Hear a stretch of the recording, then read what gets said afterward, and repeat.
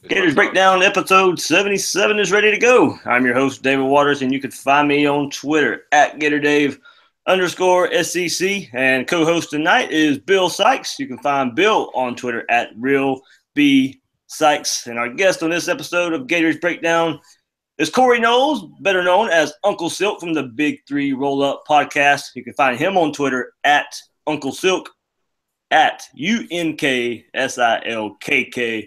Silk, man, I can't thank you enough for joining us here on Gators Breakdown. People kind of been looking forward to this one.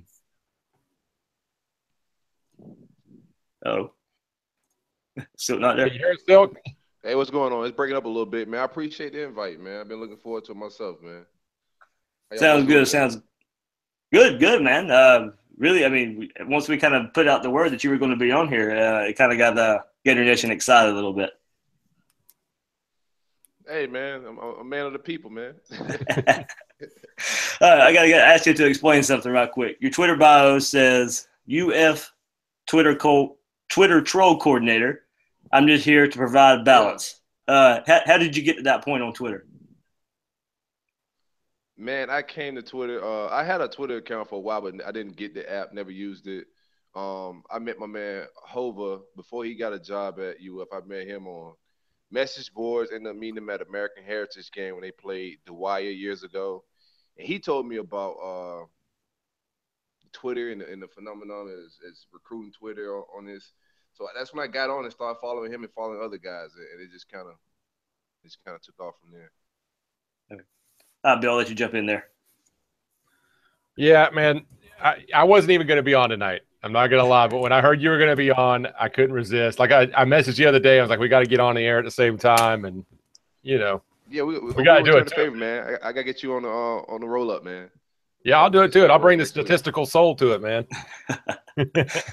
Somebody got to bring the numbers because I'm not a numbers guy. So somebody got to bring the numbers, help me out with Berg and them on it, man. That's what I'll do. I'll put them down, man. Yeah, I was on there about a month ago. I tell you, it is a different type of show, different type of podcast. You can definitely have fun with. Yeah, he brought you up yesterday, Dave, when we recorded last night. You're here tomorrow. I don't want to spoil it, but gotcha. He brought you up. Who did? Berg. I bet I know what that's about. Josh Newberg. I bet I know what that's about. Is he related to Jamie Newberg? Yeah, that's his cousin. I thought it might be, man. That question comes up a lot. All the birds are related, man. Of course they are. Before we dive into this with Silk, remember you can find all your Gators Breakdown episodes on SoundCloud, iTunes, and YouTube. Just search on those sites or get the links by following Gators Breakdown on Twitter and Facebook. It's been a really good week for us because of all the recruiting news. If you need to get caught up on this past few days, Matt Corral, all the other recruits out there who's committed to Florida, just go search Gators Breakdown and we had Blake Alderman on a couple nights ago. He joined us there, and also Bill and Joe and I during the weekend right after Corral commitment do an episode together. So guys, go check that out there. So you were at Friday Night Lights as well. I asked Blake kind of the general feeling of it, but I know the way you're connected at Florida and the way you get around there, you could probably bring something different to the table. But what was the general feel from it from your side? We know this was one of the best one in years, one of the best ones we've seen in quite some time, definitely under Jim McElwain. What was the feel and why did it change so much? Man, it kind of all happened fast. I think Florida was keeping the visitor list a little on the wraps, and I think we all was kind of complaining about it behind the scenes, trying to figure out what was going on. And then like the couple of days before, just talking to guys, that thing started heating up real fast, man. And the energy changed. I was kind of iffy if I was gonna go, but once I started hearing the names that was coming out and Fields confirmed that he was going, I had to be there. But the overall energy in the building was different, man. I've been in Gainesville a lot. This past camp was just a different feel. And you just felt. I think I talked to you on the way up, Dave. I told you I thought Matt was gonna pop. I didn't think he'd leave UF that weekend without popping. So and from there it was just Barnes, the other guys walking around campus. It just felt like anybody was gonna pop at any time, man. Yeah, how do we get to the point to where I mean, Florida is the it program on the trail right now. And, it seems, as you mentioned, Corral, you didn't think he would leave Gainesville without committing. And, that was the spark the program needed. How do we get to the point to where, he was that linchpin, he was the staple in, talking to other recruits and, was he that important to kind of be the spark to get this thing going? Absolutely, man. I just think even with last year's class, I think if we had just a elite quarterback committed and recruiting, that class would have been even better than what it was. I mean, we finished top 10, but I think we could have went anywhere from 5 to 8 with the elite quarterback on that list. So yeah, man, I think quarterback's an important position, man. As you can see, we got a receiver to pop, and Matt's a big part of that. And the way he's recruiting now, a lot of the recruits look up to him. So it was huge, man. That's why we couldn't wait for Fields. I'm glad that they went on ahead and rolled with Corral. Yeah, man, I was one that advocated. Name, right? Do it? Yeah, it's Corral. I actually checked on that with Blake Alderman. It is right. Silkk, I was one that advocated kind of staying the course, at least 3-4 weeks ago for a little longer and said, look, these quarterbacks don't all commit over the summer. There's nothing wrong with waiting into the fall.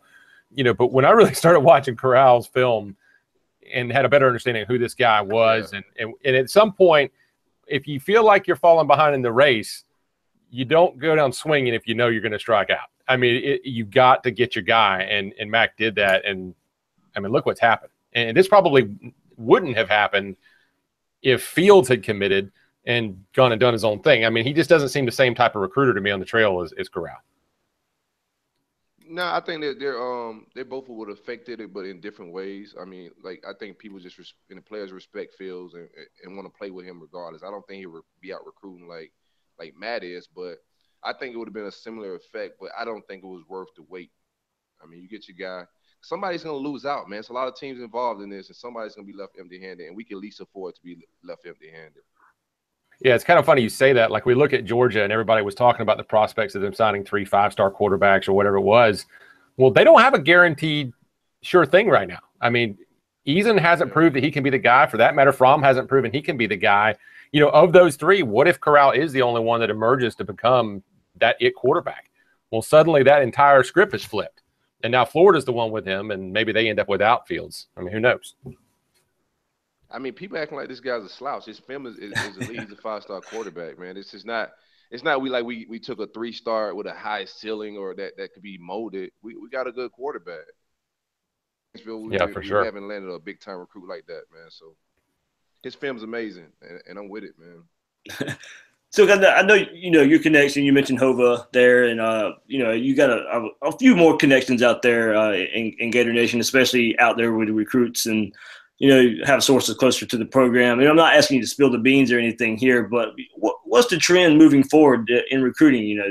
A lot of people are expecting commits anytime now. The Gator timeline seems kind of crazy right now, and you see people asking questions every 5 minutes. When's the next one coming? Or they in some hashtag insider heat out there for bourbon. So what's the trend moving forward? I'm not, you don't have to say names. We'll talk about names later, but is this thing slowing down anytime soon? Nah, I think we got 2-3 more before August the dead period hit. So I think we get a couple more in the next few days, man. And then it'll slow down, of course, in the dead period in August. I mentioned somebody, or I think I posted on the Gator Bait boards the other day of how advantageous I feel like this timing is, because not many of these kids are going to go out and go to 2 or 3 other camps between Friday Night Lights and the beginning of the dead period, which I think the whole month of August this year is the dead period. Well, then suddenly right after this dead period, as they've marinated on UF from Friday Night Lights all month, well, now they get to watch Florida square off versus Michigan. And I really feel like if Florida comes out now and it hits a home run against Michigan and gets that win, and that offense looks functional at all, man, they're cooking with grease. The recruiting momentum could just take off from there. I just think they just got to keep the energy going like it is, man. You got guys that are recruiting, and our home schedule is just made to have a big recruiting year.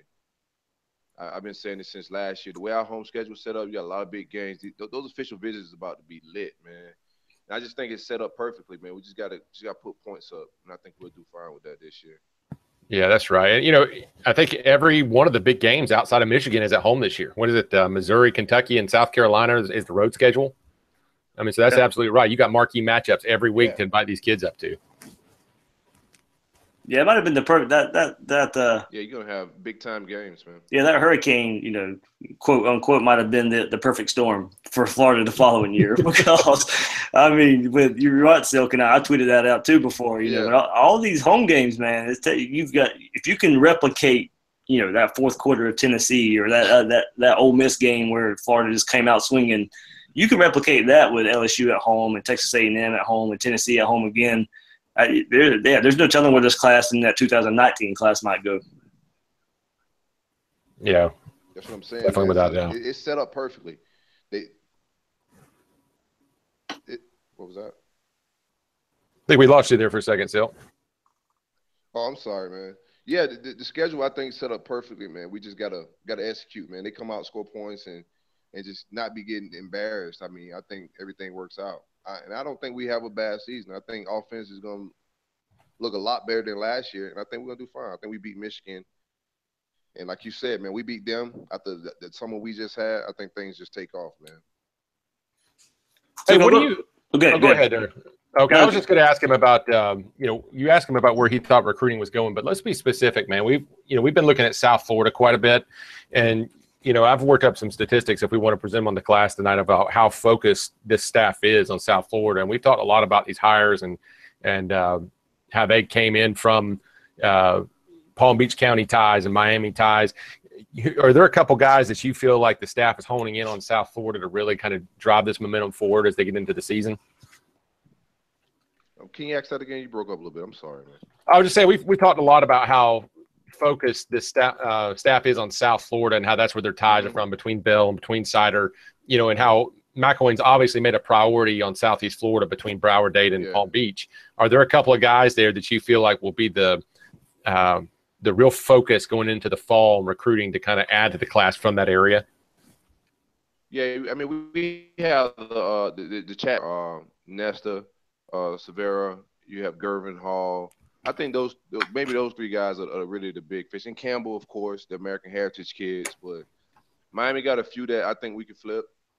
Two or three of them that we could flip. And then you just got guys, like I said, you got Campbell who's uncommitted.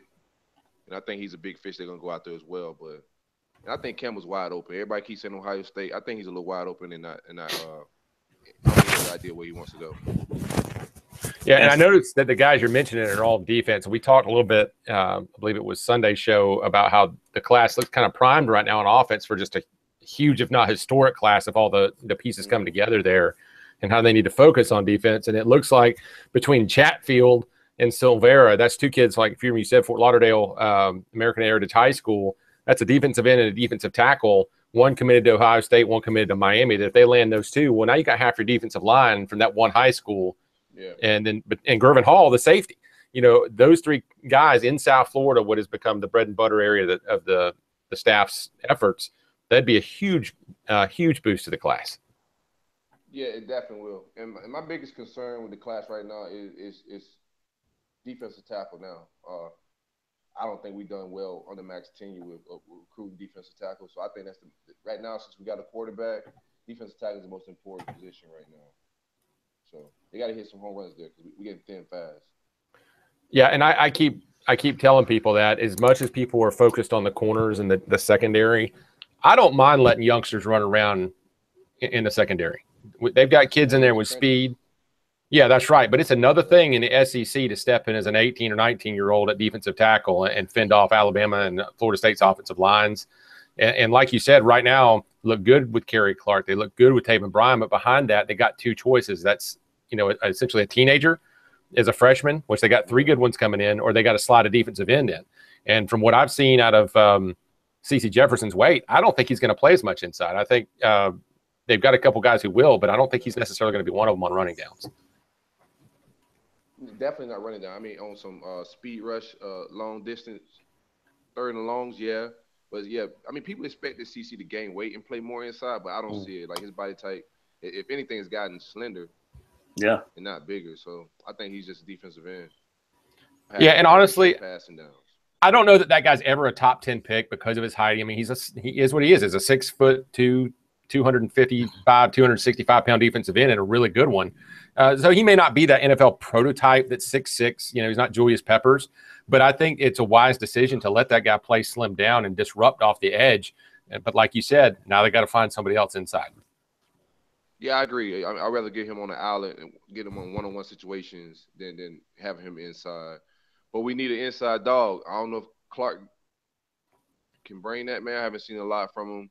I think Taven's talented, but I don't know, like, his motor, man. I don't know, man. He starts off good, but he takes plays off. So there you go. Yeah, I was about to say he's got to be more consistent before I'm ready to start. I mean, once he gets fatigued, he starts standing straight up and shit, man. Oh, I'm sorry. Can you curse on here? We're good. We haven't ever asked that question before. It might be changing soon, but we're good for now. So, but to be honest, I've thought about it when I'm on here with Joey. So I guess it's all good. Hey, still, man, they've been on the trail for a while, but with Sider and Bell, Friday Night Lights, of course, was a hit, and they've been on the trail now, and you got the connections down there in South Florida. Is the reputation even better than what we thought when they came in, or about the same? Or you mentioned the Gator logo on the chest holds a lot of weight. Did it do what we're expecting from those guys? Yeah, man. I think because Bell I didn't know a lot about Bell. That's just to be honest. I heard his name mentioned before for defensive back hires and stuff like that, but I didn't know a lot about him. But after asking around, I mean, he's respected down here, man. Of course, Sider, everybody knows Sider. But, I mean, them guys are killing it down here right now. They're killing it recruiting, period. I think Sider could go into any living room, whether it's South Florida, Northeast, he can go anywhere because he's a cool young black guy, you know what I'm saying? And that works a lot in favor of young kids. So I think both of those are home run hires, man. I think that's what's happened to us this year. It would seem to me, though, that this has a lot to do with just being a known commodity in the community. I mean, because let's face it, there's a lot of young black assistants out there, and a lot of guys that are, closer in age to these kids out there on the young assistants. But I think being from that area and having those long-standing ties, I mean, that's why, like Unkle Luke said, hey, if they hire Bell, it's game over for Miami. And it's inching that direction. That's home team, man. Like, everybody knows them. Yeah, that's right. Yeah. I mean, I'm gonna tell you one thing about Bell. I watched Bell coach at the camp, and I seen him coaching up, not recruiting. I mean, kids that maybe not even a 1-star. I seen him coaching those guys up like they were 5 stars, and that to me, that's even better than him recruiting, because you gotta be able to coach too. Some of these guys could just recruit and then they can't develop. But the way he's taking his time and trying to develop like guys that are 1-stars at the camp that we're not even gonna offer, I think that was a good sign. Yeah, I remember when everything happened and Charlie Partridge was kind of out there, and when he was looking for a job, and Bell was under him at FAU, and Partridge had great things to say about him. So it was, I don't think he was blowing smoke or anything. Just trying to, he had already had the Florida job. There's not really much reason to prop him up even higher, but he was real high on him. Silk, I don't know if you caught this, but at one point on our show, I had mentioned that the 2018 Florida Top 50 on 24/7 Sports, if you adjust for the IMG kids, and just a reminder to our listeners, IMG Academy is a high school where kids travel from all over the country to play football. And so if you include them in the Florida Top 50 list, it skews it because those kids are elite football players, most of them, but they're not actually from Florida. But if you take them out of the equation and adjust down the Florida Top 50 of kids that are actually from Florida, 26 of those this year are from either Dade, Broward, or Palm Beach County. So over half the top 50. And so that's why it was so timely to bring in Sider and Bell. And now suddenly you look at the class, 10 of the 14 2018 commits are from Florida, and half of those in-state kids are from Southeast Florida, those 3 counties. In next year, I think it's 5 of the 11 2019 kids are from those 3 counties. So, yeah, they're killing it, and, they got to. So this was just a smart move all around. Yeah, we got to camp out down here, man. It's a lot of talent. And like I say, he made the Sider and the Corey Bell hire was point on. I mean, guys thought we was just going to focus on South Florida. Like, Mm-hmm. That they can't go in other living rooms. I mean, you can recruit, but them being from South Florida helps a lot. For sure. It's funny you say that because like suddenly in this these 2018 commitments, one thing I think we haven't seen is Florida flexing its muscle regionally and nationally as much for elite talent. Well, now you got a 5-star quarterback from California. You got a 4-star, maybe end up a 5-star wide receiver in Jamar Chase from Louisiana, which, Silkk, as you know, it's only slightly less easy to land a recruit from Louisiana than it is from North Korea. I mean, they just don't get out of there. You know what I mean? Yeah. So yeah, they're flexing muscle all over, but they're making their bread and butter in the South. I'm sorry, buddy. Go ahead. Yeah, definitely. I mean, quarterback's position, you want to be able to go national. No, you're good, man.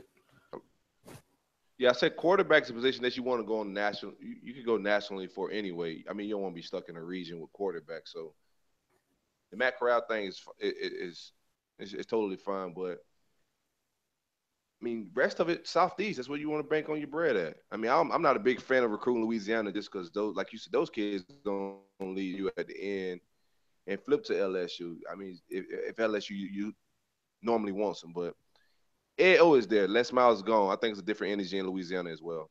Yeah, I mean, I've seen True Detective. I know what goes on in that state, so I know what they're dealing with over there, man. Oh yeah. Go. By the way, with that first season, oh man, yeah. Whew, damn good show. Yeah, there's a lot of weird stuff going on, right? Oh yeah.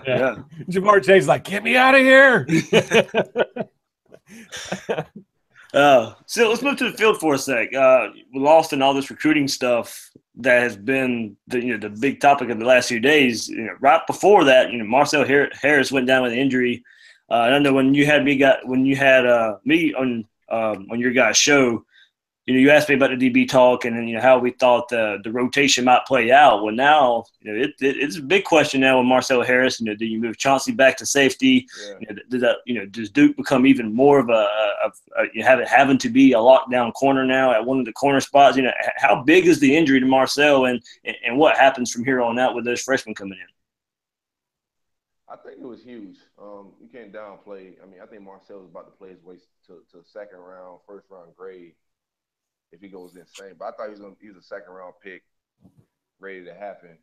So you can't just downplay that. I mean, safeties make all the calls and adjustments. Rough, man. But we got dogs back there. They're young, but we got dogs. I mean, we're not going to have guys that's not capable back there. They may be a little lost trying to figure things out, but they can play ball. So I think Gardner moves back to safety, and I think Dawson has to play some outside, man. Didn't want that, but I think that's what got to happen. Yeah, man, Marcel Harris, and I don't want to paint this picture as being grim because they lost him, but just want to take for a second. This guy had just come into his own. I want to just appreciate and have our listeners understand and Gator fans understand how, special he was in the short time. I mean, he only started 8 games last year, but he played in 13. And starting 8 games, he came on in the second half of the year. Over the first 6 games, he only averaged 2.8 tackles per game. But in the last 7 games, which was really the meat of the schedule, a lot of road games, your tough ranked opponents, he averaged 8 tackles a game and ended up leading the team with 73. I mean, and I don't want for one second take away from the team effort that happened on 4th and Corn Dog against LSU. But that guy was the guy that blew up the fullback and wrapped up Geis's legs and kept him out of the end zone along with Sherritt. Yeah, man. I mean, he had back-to-back games there in FSU with 11 tackles each. So it's a loss. And, he was a big 211-pound almost linebacker that was a steadying influence for those youngsters at linebacker position where they were freelancing, playing like freshmen. He was out there kind of providing that run support. So in your opinion, does Chauncey Gardner step in? And we know he's a ball hawk. We know he looks like a first-round draft pick waiting to happen with his ball skills and size and speed. But can he provide that run support and that steadying influence to which is still a young front seven in some ways? I think Chauncey's going to have a big season as well. I think he's a flat-out football player. But you're still going to miss. It don't matter how good Chauncey play, you're still going to miss Marcel because you need as many experienced guys back there as possible. And you're replacing Marcel with an inexperienced body. No matter where you put Gardner at, you still got to replace him. experience with inexperience. So it's gonna be missed regardless. Yeah, you still. Some people are out there saying they can hardly hear you. Maybe if you speak into your phone a little bit more, maybe see if that'll help. I'm sorry, man. No, there I had you a go. problem with my show too. You hear me better now? Yep, I got you better now. You want me to say that over? No, I got it. I got you. We're good. Yeah. Okay. So what do you think about those freshman DBs coming in? You know, Henderson, Wilson, Stewart. You know, you see one of those guys taking the reins pretty early and coming in, taking that other corner spot. Now that Chauncey's going to be probably be moved back. Yeah, I think Brad Stewart ends up playing early, and Marco as well. I think they both play Michigan game and get some early valuable minutes, man. I've heard rumors just walking around like campus, and everybody's talking about Brad Stewart possibly starting at safety, and they keeping Chauncey at corner. So it's been some talks, man, about these young boys. They looking real good on campus, man. So you get Marco and Brad on early, that's a plus. Yeah, I really like Stewart at safety and the potential there. So in my ideal situation, that's the way it would come in and happen as well. Yeah, I've been a huge fan of Stewart. Man. Yeah, he is. You know, I think Stewart was the one that I identified as kind of my kind of the highest ceiling in the secondary. But I'll tell you, this kind of comes down to how much nickel they want to play. I mean, because it's a big difference at this point. Now, with a DB down, do you want to roll with 5 in a lot of situations? And we already know that Shannon's known for more of a 4-3 man under kind of look. You know, and if you roll with a nickel, you got Duke at a corner, Washington at a safety. You can put Gardner at one safety. But even if you put Marco Wilson at cornerback, do you put a second freshman in your secondary? Like you said, is it Stewart or maybe a dark horse like Sean Davis? I mean, that guy may be a little more limited in being able to turn and run like a corner like some of those other DBs, but he looks like a great nickel in the making. I don't know. I mean, what do you think? Do you think they're going to run a lot of nickel? I'm sorry, schedule, we don't have to. Mm-hmm. Can you hear me? Yeah, we're good, buddy. Okay, I think in our early schedule, we don't have to run a lot of nickel. I think we're going to play a lot of run-heavy teams early on. We don't have to play a lot of nickel, so that's going to help us as well to get like those guys' feet wet and whatnot, man.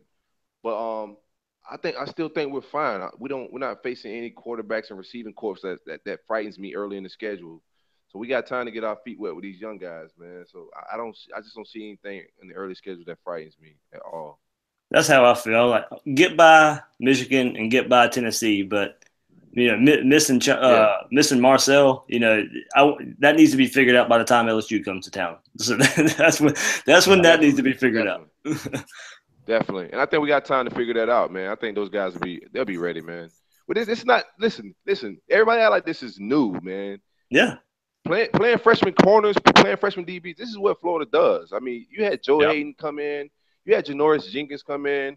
You had Marcus Roberson. Vernon Hargrave. These guys have been playing. That's what we do. This is what we do, man. When guys go pro, you replace them with dogs, man. We got dogs. We recruited 7 dogs. So this is what we do. I'm not afraid. I've seen this happen before. So and let's face it, we'll be fine. Gardner looks like he's going to carry that DBU mantle really well, and Duke may as well. I mean, there's at least 2 guys. Washington's a very steady safety, I think, back there for us as a senior this year. It could be a heck of a lot worse, and that's why I'm much more concerned about what goes on in that front 7 at this point. Yeah, I'm worried about the trenches. I'm just worried about defensive line. I'm fine with linebacker depth scares me, but I'm fine with the linebackers we got. I think those guys, they showed towards the end of the season that they could play as well. Even in that LSU game, we had 2 true freshman linebackers in there eating. So I'm comfortable with those guys, man. It's just that front, those defensive tackles is the only thing that scares me on the defense. I'm comfortable with secondary. Sounds a little crazy, but like I said, I've seen this before, man, with freshmen playing corner at Florida. Yeah, I agree with you, man. Agree with you wholeheartedly. Bill, anything else you want to hit him up with? We'll let him talk about the Big 3 roll-up, and then I got some Twitter questions that were sent in. I got 3 Twitter questions. I mean, that's probably about it as far as Marcel Harris and the defense. I mean, I have one more question. Silkk, James Robinson. Any update on him? Is he going to be enrolling in August and ready for fall? Nobody has anything definite. Everybody's saying I think he's going to be before a board hearing discipline. So I don't know. It's hard for me. I keep getting 2 different things. I don't know if it's academic or disciplinary, but it's still up in the air. He hasn't enrolled in the JUCO yet, so I'm still holding out hope. Yeah, that's a good point there. And forgot about that side of it. If he's not enrolled JUCO yet, I guess there's still a good chance he's got a chance to come in at Florida. Hey, I do have one other question. This is me personally, and I want to be a little delicate with this, but if players that were committed to Florida and state didn't show up to Friday Night Lights, do you think that's a good sign that maybe they're not going to be in the class unless they had something else legitimate going on? Yeah, I think that's a good indication that they're probably either getting pushed out or being told to look around a little bit. If you know what I mean. That's good enough. Yeah. Looking at the receiver position there, cough, cough.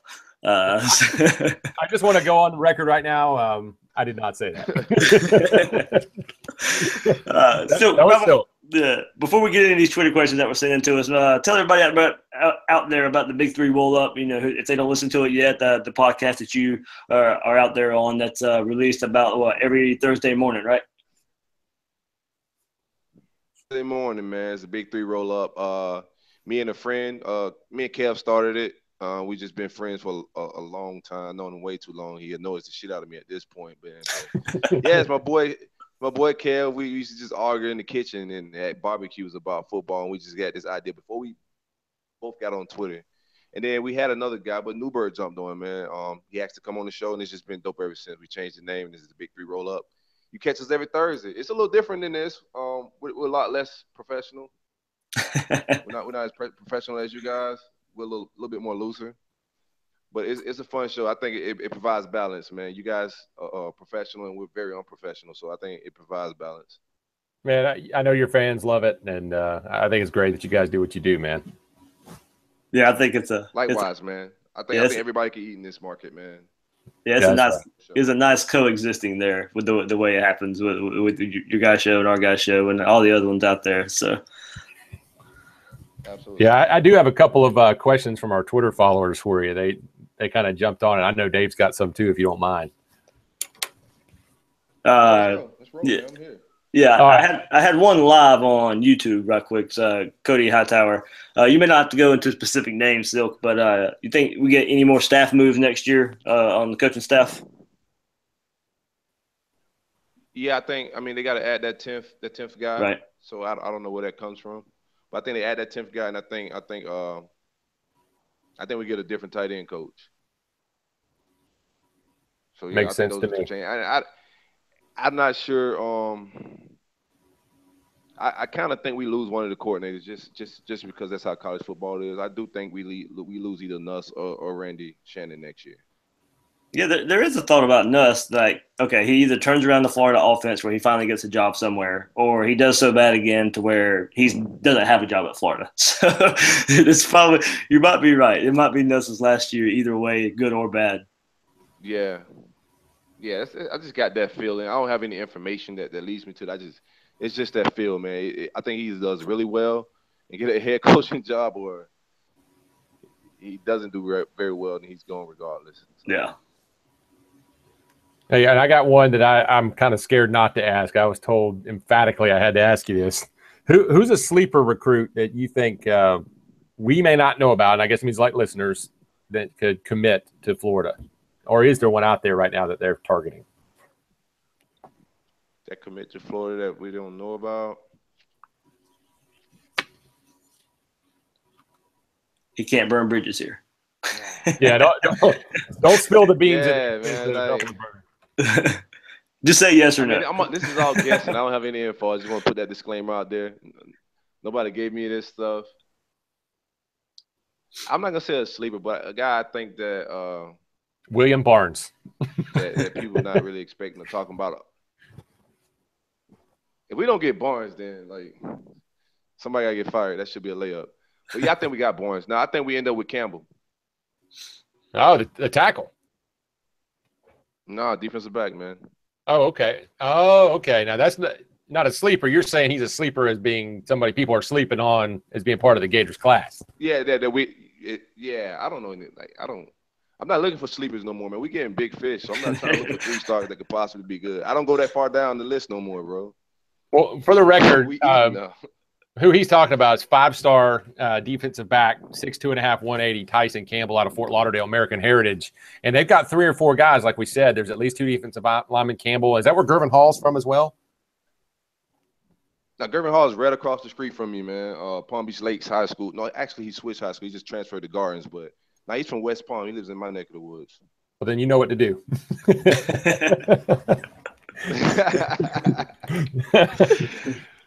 All right, that will be edited. I don't know what you're talking about, Bill. I'll add him some Gator emojis on Twitter. There we go. Hey, and just to make it clear what you're getting at there for our listeners, you're saying you feel like Florida might be a sleeper player for a 5-star cornerback. And like we said, if they take a few from Miami, take a couple of the defensive kids you mentioned, especially, they get 3 out of American Heritage, 2 defensive linemen and Campbell. Now you're suddenly looking at probably a top 5 class in America. Oh, yeah.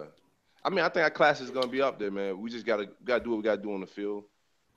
Everything's coming into play, man. Everything's coming full circle. I didn't think – it just wasn't adding up. Like, the struggles we were having last year on the trail, we started a little slow this year. I was just like, something had to give. I don't think it was from a lack of effort. I just think we needed that big name like Matt Corral, and it happened. And it started rolling fast, man. All the hard work paid off. We've talked about that a lot, and I know there's been a lot of controversy where people didn't want to really admit there was a problem, but you wouldn't have seen the coaches jumping in a pool if they didn't think there had been a problem the last 2 years. And I think what they see is what we see is that things are turning. Absolutely, man. It's a momentum shift.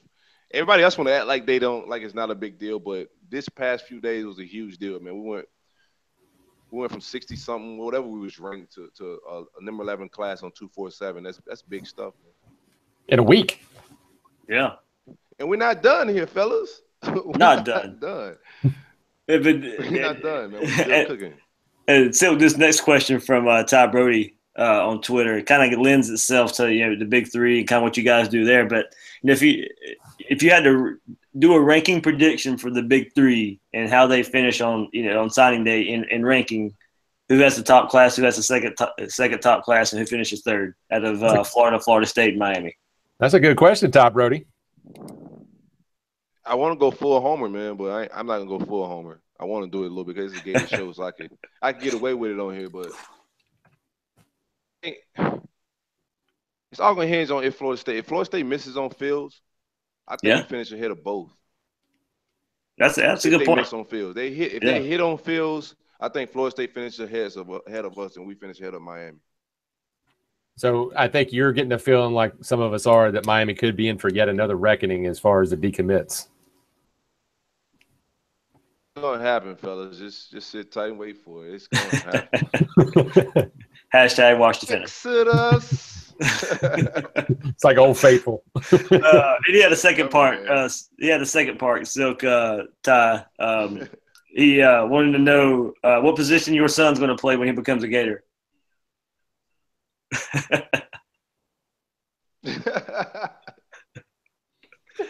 Hey, man, I don't know. I'm still trying to figure out what his body type is going to be like. I can't tell if he's going to be built like me or his mom, man.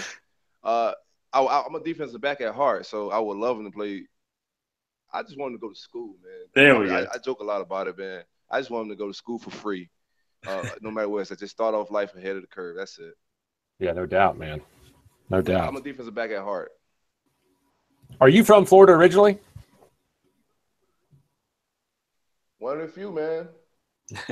Born in Belle Glade, Florida, man. Did you chase rabbits? Original Florida boy. But it's not really a chase, man. I think ESPN, they like the way they do it on TV, it's not really how it goes down. But I've hunted rabbits, yeah. I've done that myself. Here's how it goes. Like I just want to explain.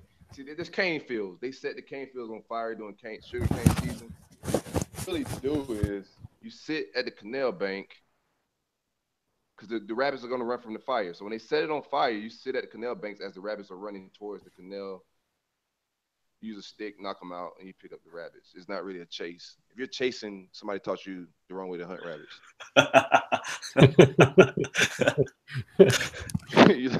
It's a waste of cardio, man.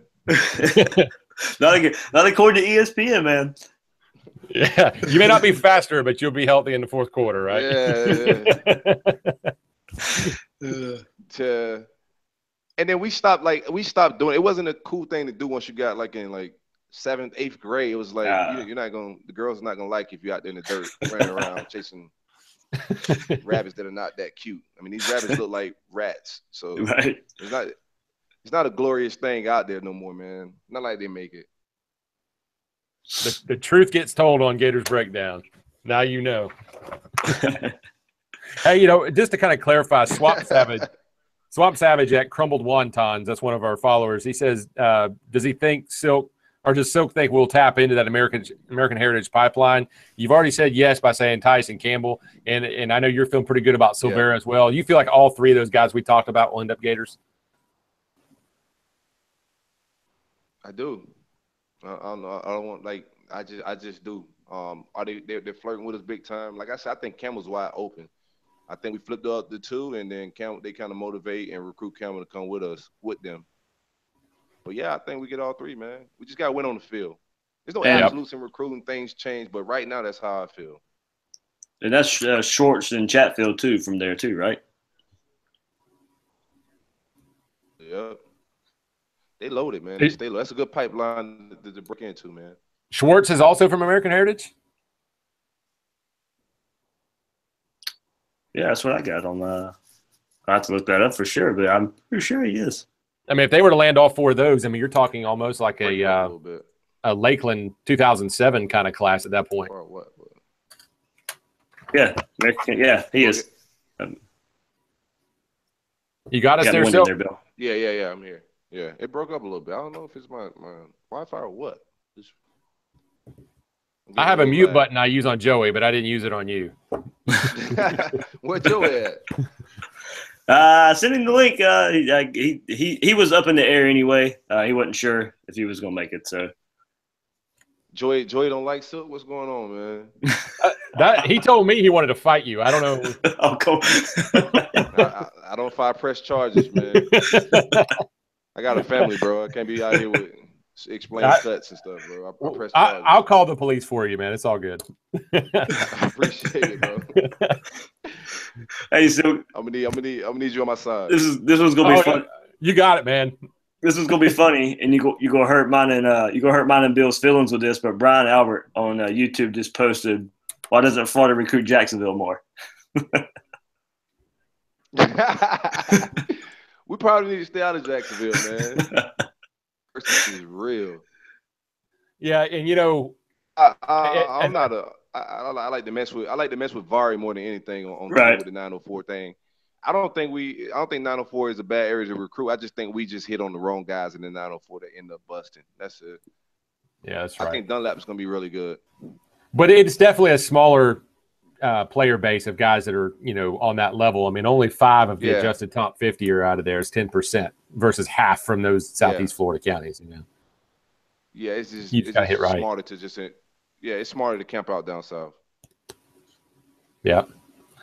But they do have Deontay Williams that went to Trinity Christian in the class. So I mean, they are still taking some guys out there. And as we mentioned last week, at White Commander Curtis Dunlap is now at IMG. So yeah, Dunlap kind of got this thing going, man. Yeah, he did. He's right first of this little wave. Yeah. Silkk, you know much about the Braden Radley Hiles kid committed to Nebraska out of IMG? I know there's a lot of, especially today, there was a picture of him in a Gator hat, and Florida's own at UF All Bite 18 was kind of asking about him. And Florida's just chasing a ghost there? Is there actually legit interest that you know of? If Florida gave him a committable offer, yeah, I think we get him. But I don't know if that offer is going to come. Yeah. Maybe late if we miss on some guys, they probably offer him. But, yeah, I think Buki would commit to us right away. We can snatch him from Nebraska. I think he's talented, but I don't think that's what he's looking for as far as size-wise. He's smallish nickel guy. Stuff. And I don't know if they're looking for that. Yeah, just to give people some background on this guy, he was a guy that was out of California, but now he transferred over to the IMG Academy and was good friends with Elijah Blades, I believe, that committed and then flipped away from Florida to Nebraska. And then now he's committed to Nebraska, but there's a lot of flirtation going on. But like you said, he's 5'9", he's stocky, maybe he's a good nickel, but is he that guy? Is he that Quincy Wilson mold of, real tall 6-foot+ corner they've had? Nah, he's just not what they're looking for. I think like I said, I think he's a ball player, but he's just not what we're recruiting a defensive back right now. I mean, do you got any more thoughts or Twitter things out there? Well, KJ Brackens asked, do you guys think we're lacking on the defensive front so far this class? And I feel like we kind of answered that. They do need to add a few, more dogs, like you said, on that side of the ball. But it's early, and it's going to continue. And still early.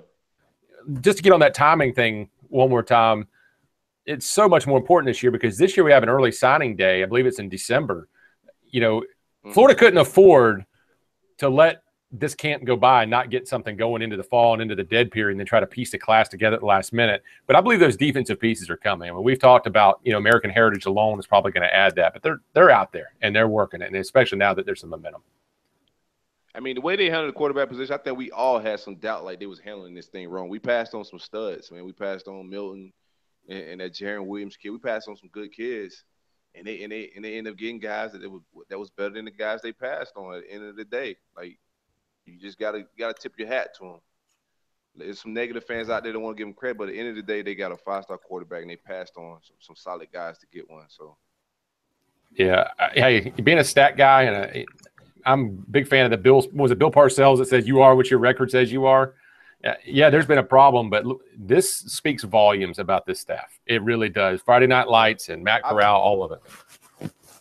That's probably the best. We talked about this. Me, Alberti, and as it was there, man. We talked about this. This is the best Friday Night Lights, like star-studded wise, that we've ever had. Not just commit wise, just what showed up on campus. Urban never had that much talent on campus at the camp. So you just gotta tip your hats to these guys, man. They're doing big stuff right now.